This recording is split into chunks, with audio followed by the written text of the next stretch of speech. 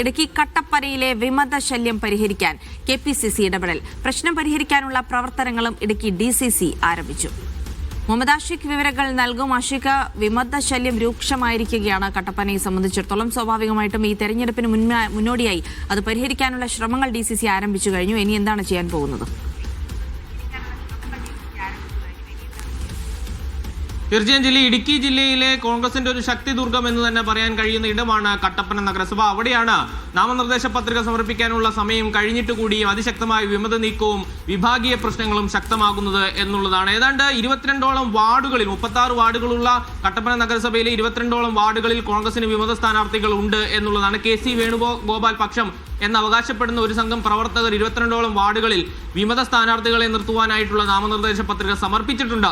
നീതിപൂർവമായ seat വിഭജനമോ seat നിർണയമോ നടന്നിട്ടില്ല എന്നുള്ള പ്രശ്നമാണ് പ്രവർത്തകർ ഉയർത്തുന്നത്. കോർ കമ്മിറ്റി വാർഡുകളിൽ കമ്മിറ്റികൾ ചേർന്ന് സ്ഥാനാർത്ഥികളെ നിർണ്ണയിക്കുന്ന പ്രവർത്തനങ്ങൾ കൃത്യമായി നടന്നിട്ടില്ല എന്ന ഗുരുതരമായ ആരോപണം അവിടെ കുറച്ച് പ്രവർത്തകരുടെ നേതൃത്വത്തിൽ ഉയർത്തുന്നുണ്ട്. ഇതാണ് ഈ വലിയ പ്രശ്നങ്ങളിലേക്ക്, വലിയ വിഭാഗീയതയിലേക്ക് കടന്നിട്ടുള്ളത്. ഇത് പരിഹരിക്കുവാൻ വേണ്ടിയിട്ടാണ് KPCCയുടെ ഇടപെടൽ ഈ ഘട്ടത്തിൽ ഉണ്ടാകുന്നത്. എത്രയും വേഗം വിമത ശല്യം ഒഴിവാക്കുക എന്നുള്ളതാണ്.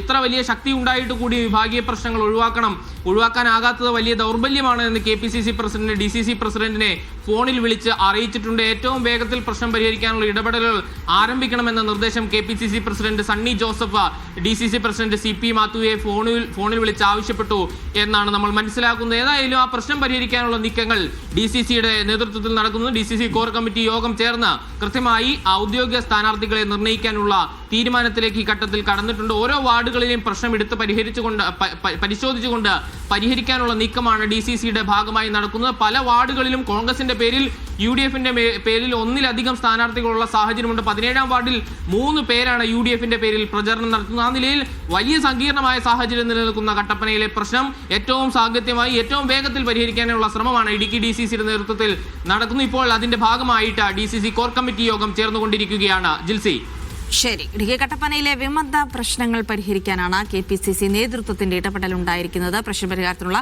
ചർച്ചകൾ ആരംഭിച്ചു കഴിഞ്ഞു. വിവരങ്ങളാണ് മുഹമ്മദ് ആഷിഖ് നൽകിയത്.